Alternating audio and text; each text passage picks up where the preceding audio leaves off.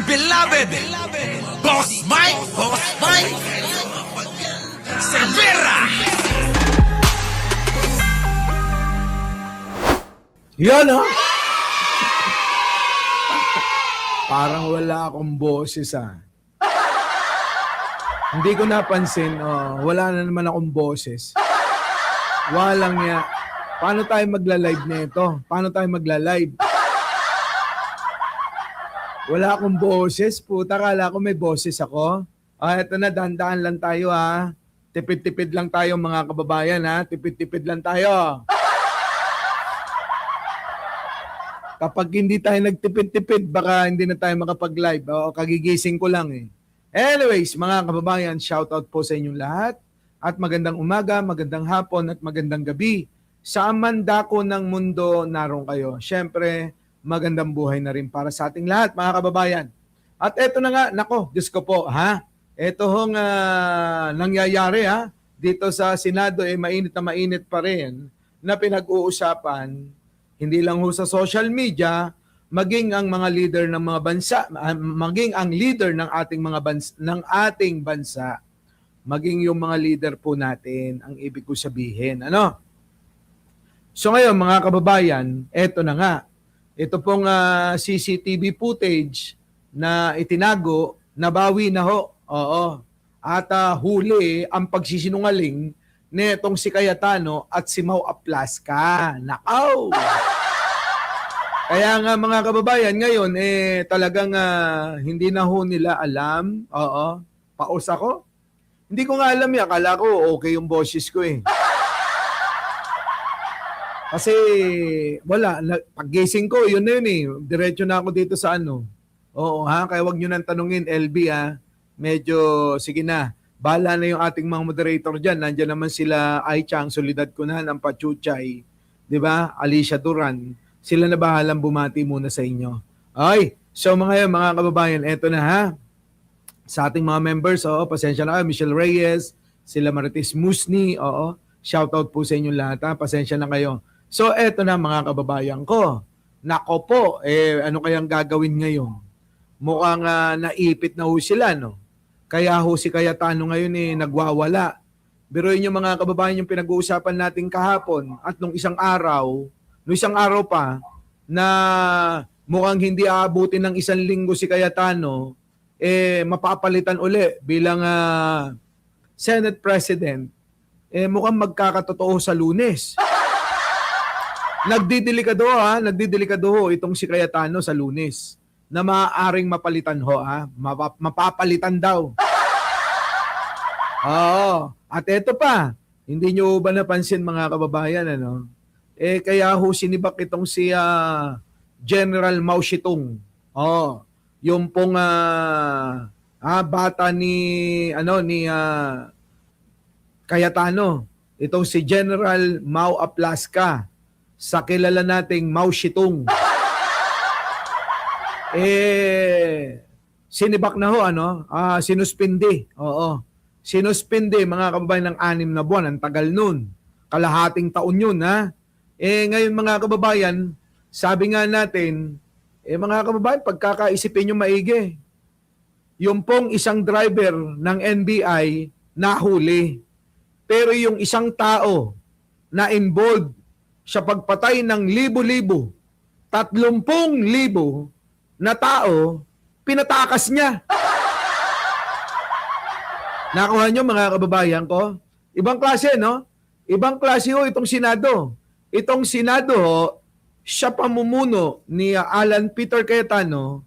Mga kababayan ko, yung isang driver lang ho ng taga-NBI o NBI, nahuli.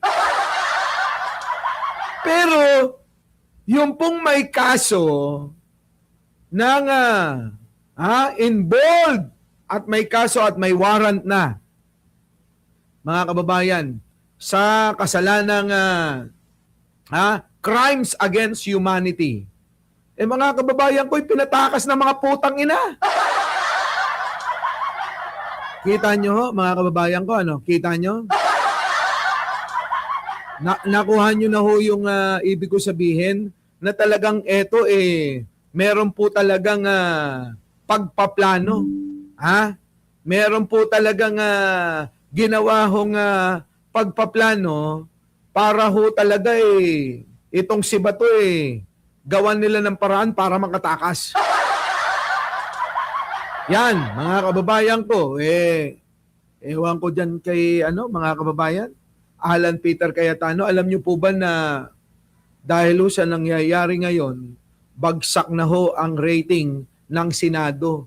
Kita nyo, nakakahiya, mga kababayan? Lumagapak. Ha? Lumagapak. Oo. Sabi nga ni Jake Magnus, napunta na ho sa lusak. Ha? Nalusak na raw ho itong Senado. Mula ng ikudita ni Alan Peter Cayetano. Mula nang naghangad itong putang inang Cayetano. Anong ibig sabihin? Di nakakahiya ho tayo. Ang kahihiyan ng Senado, kahihiyan ng buong bansa, at kahihiyan ng lahat ng mga Pilipino. Hindi, yung mga DDS makakapal na ho ang mga apog niyan, mga muka. Hindi na sila tinatalaban ng hiya, Maring Georgie, wala na. Kaya sanay na ho sila sa kahihiyan. Kita nyo naman yung mga itsura, mga kababayan, daig pa ang mga talagang walang mga pinag-aralan. Baka naman talagang walang pinag-aralan. Di ba? Ngayon ho, kunin natin yung balita ni Jake Magnus muna nagsasabi na i-promote ko raw promote natin si Jake Magnus, mga kababayan Jake Magnus, anong balita? Bagsak na ba ang rating ng Senado? Pasok! Ito na nga mga kababayan, yung sinasabi ko na ang Senado po talaga, yung reputasyon ng Senado, papunta na po mga kababayan sa lusak at pinagtatawanan na mga kababayang Pilipino po natin. Buhat nung naging Senate President, etong si Alan Peter Cayetano. Bakit po natin nasabi mga kababayan? So sabi po dito sa People's Tonight, dating 49% trust rating ng Senado, lumagapak sa 27%. Sumadsad ang trust at satisfaction ratings ng Senado sa latest survey ng Tanhire. Nitong Mayo 12 hanggang 13 mula sa 49% noong Mayo 2025, lumagapak sa 27% ang trust ratings ng mataas na kapulungan. Habang ang 44% satisfaction rating noong nakaraang taon ay naging 29% na lamang po ngayong buwan. So ngayon, yan ang mga kababayan, nararamdaman na ng Senado yung pagkadismaya ng mga kababayang Pilipino po natin dahil dyan sa mga kaguluhang nangyayari sa Senado. Buhat nung naging Senate President, etong si Alan Peter Cayetano. Kaya nga para sa akin mga kababayan, kung ako po ang tatanungin, ibalik natin ang integridad at ibalik natin ang pagrespeto ng mga kababayang Pilipino po natin dyan po sa Senado. Ang ilagay po natin na Senate President dyan, yung maayos mga kababayan at pinapairal yung pagiging independyente ng Senado at higit sa lahat, hindi pinoprotektahan yung kaalyado po nila na may pananagutan sa kamay ng batas. So kayo, mga kababayan, kung kayo po ang tatanungin, ano po ang masasabi niyo po dito? What did you think about this issue? Comment below na lamang po kung ano po masasabi niyo. Kung ano masasabi niyo raw. Yan po si Jake Magnus. Nagbabalita sa paglagapak ng trust rating ng mga kababayan natin dito sa Senado. Ulitin ko lang po sa mga ating mga bisita, tipid-tipid lang muna tayo sa boses dahil mukhang papunta na naman tayo sa mga kababayan sa alam nyo na. Baka maubos na naman ang boses ko mag-alala na naman si Bambina. Diba? So ngayon mga kababayan, yan ho ang nangyayari ngayon. Bagsak na ho ang trust rating. Ayan mga kababayan dating 49% trust rating ng Senado, lumagapak mga kababayan ko. Wait lang mukhang mayroon akong hindi na isara. Ayun, kaya pala tunog ng tunog. Ayun. Ayos na. Ayan. Dating 49% trust rating ng Senado, lumagapak po sa 27%. Yan po magbuhat po ng etong si Cayetano ay kinudita ang pagiging Senate President, mga kababayan. Ano ko? Diyos ko. Oo. So, ulitin ko lang mga kababayan medyo tipid-tipid lang po tayo sa boses ngayon at basta shoutout po sa inyong lahat, babawi ako sa inyo. So, eto na. Puntahan na ho natin tong CCTV footage. Naku po, Diyos ko po. Pasok! Siya ang makakuha ng CCTV ng magkabarilan sa Senate building nitong Miyerkules. Nako, eto na ho mga kababayan Hawak na daw ho ng kapulisan eto hong CCTV footage. Oo, na itinago po. Ngayon po, nabawi na. Oo, nabawi na mga kababayan. Sabi ni Romnick, lemon tea yan with honey. Oo. Sige, mamaya pagkatapos ng live natin, iinom tayo niyan, ito na mga kababayan, pakinggan ho ninyo yung pong CCTV footage na itinago, nabawi na ho. At dito nga daw po, huling-huli ang pagsisinungaling ni Cayetano at Mau Aplaska. Nako! Mukhang nagdidelikado mga kababayan, Pasok! Hawak na ng pulisya ang makakuha ng CCTV ng magkabarilan sa Senate building nitong Miyerkules. Kaugnay niyan, nilinaw ni Senador Jinggoy Estrada na ang pagpreserba sa ebidensya ang ibig na sabihin nang banggitin niya na itago ang CCTV. Bakit? Mga kababayan, bakit? Wala namang kukuha nun. Di ba? Si Jinggoy, palusot niya lang yan Sa totoo lang, yung sinasabi niya na itago yung CCTV. Mga kababayan ko, pag-preserba daw. Syempre, na-booking. Hindi niya alam na habang naka-live siya, naririnig pala siya. Ang mga netizen, mga kababayan, ang tatalas ng mga tenga. At ang tatalas ng mga mata. So ngayon, alam nyo na, netizen pa ba? Ang inaabangan niyan, mga content, So na-record ho at nagkalat sa social media. Ngayon, ang nangyari ngayon, mga kababayan ko, pumapalusot, sinasabi niya raw para daw preserve.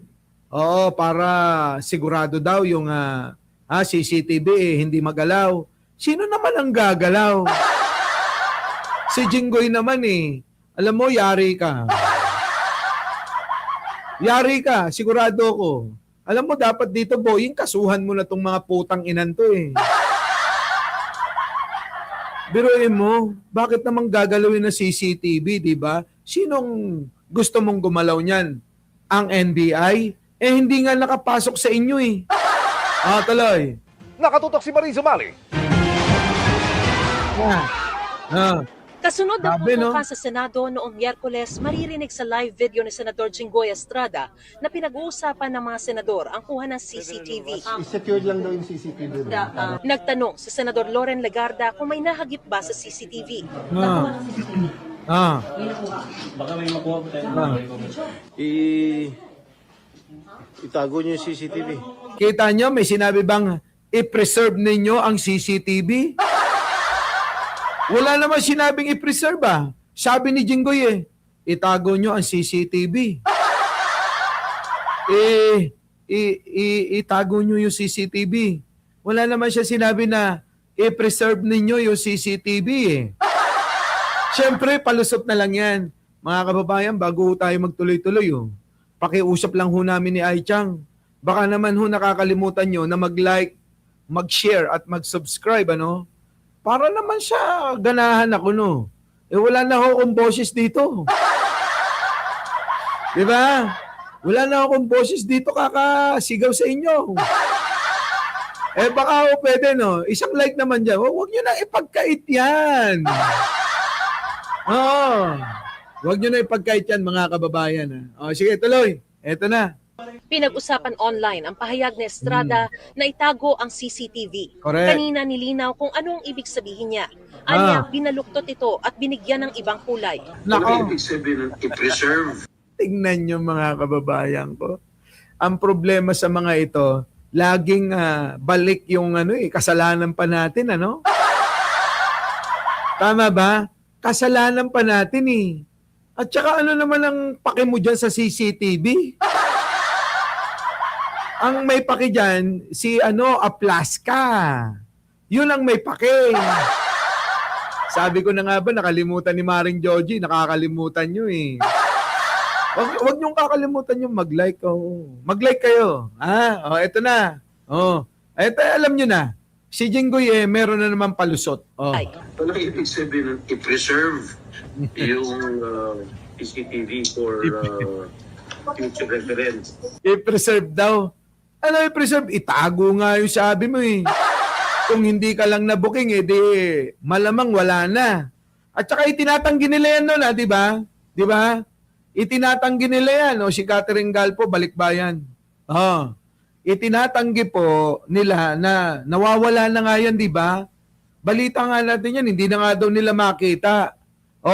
Kaya lang, nagdelikado silang lahat noong naimbestigan na ng PNP, Ombudsman at DOJ.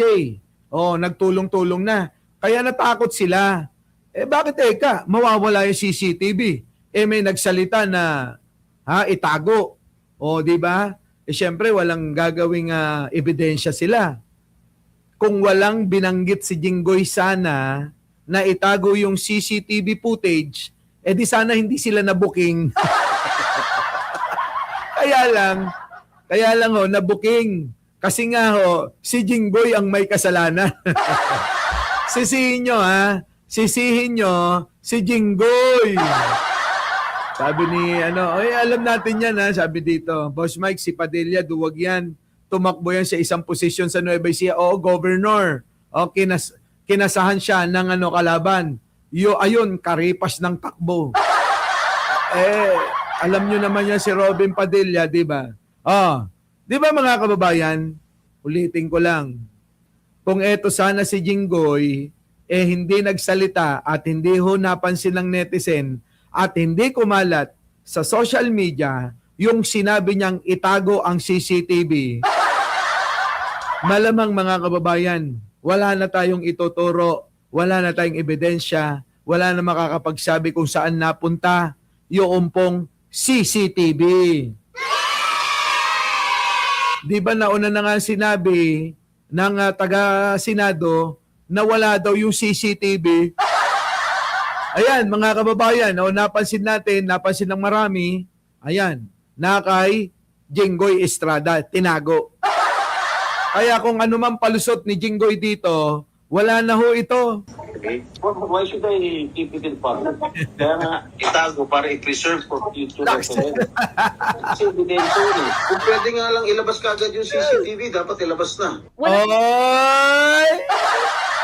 May palusot no? May palusot At tatanungin ko sa inyo. Tanungin ko kayo mga kababayan. Kayo ho ba naniniwala na ang pakay lang ni Jinggoy talagang i-preserve niya? Sige nga kayo po ba naniniwala na ang plano lang ni Jinggoy ay i-preserve niya? Ngayon, maniniwala ako kay Jinggoy kung mapaparusahan ng may mga kasalanan dito. Kung sasabihin niya na hindi siya sangkot sa pagpaplano ng kaguluhan diyan po sa Senado. Tama? Kung sasabihin niya, hindi ko alam to hindi namin alam yan. Ang may alam lang niya si Senate President Alan Cayetano at si Loren Legarda at si Aplaska.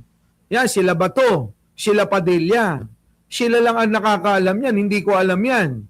Kaya ako syempre, natakot din ako. Diba? Kaya nagpapanik ako. Ganon mga kababayan Oo. Diba?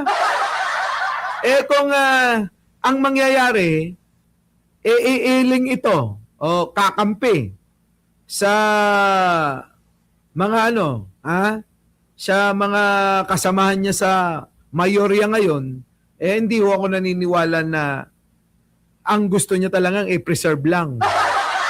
naniniwala ako talaga na itagot na iwala na yan. Di ba? Oh, seryoso? Di ba, Jinggoy? Grabe, no? Kaya alam nyo, mga kababayan, napakagaling magsinungaling ng mga ito.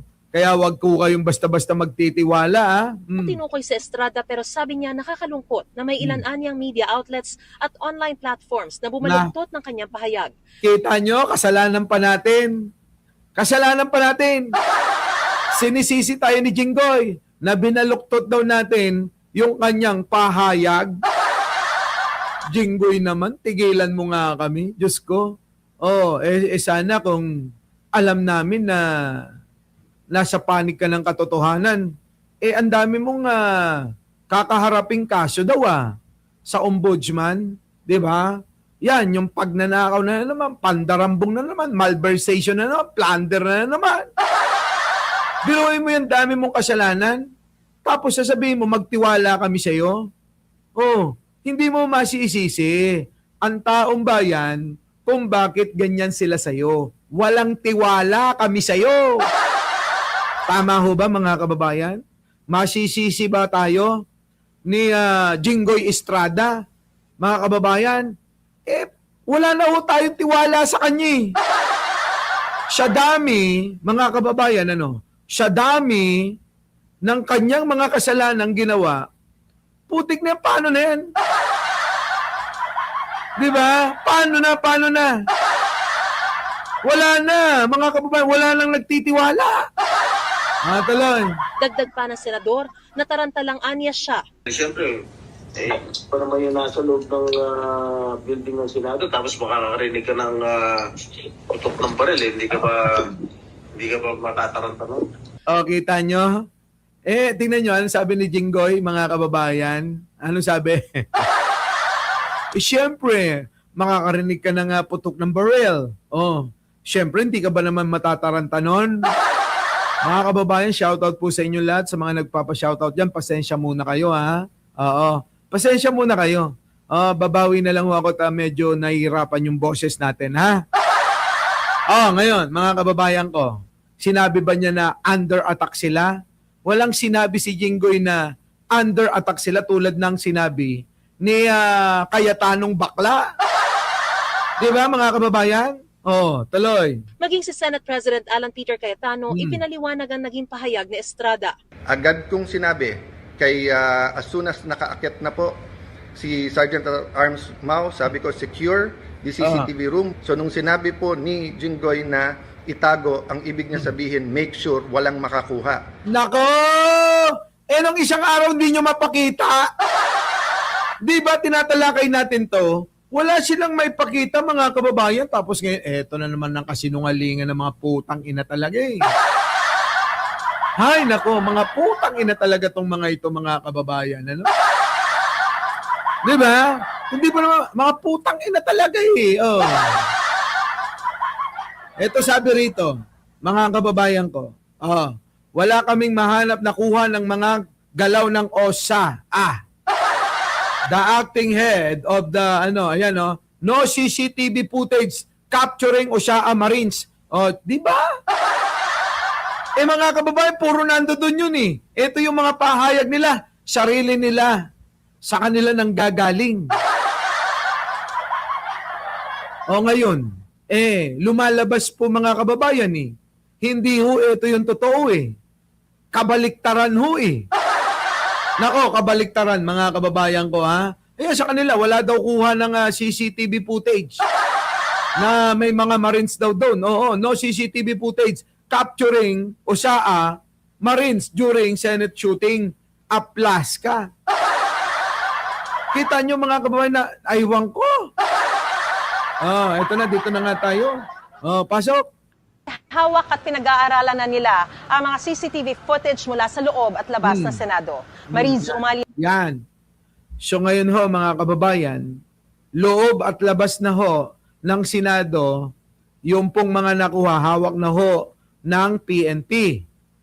Ngayon, soon ilalabas na ho yan. Diyan na ho magkakaalamanan. Pag nilabas na nila, yung pong mga CCTV footage at pag yan ay nagalaw, sa bagay, hindi naman ho siguro nila magagalaw yun dahil mapapansin kapag ka na-tampered o kaya biglang naputol. Pag nawala ho yung mga kaganapan nung barilan mismo, alam nyo na, ginalaw na nila, tinanggal na nila yung portion kung saan sila malalagay sa alanganin.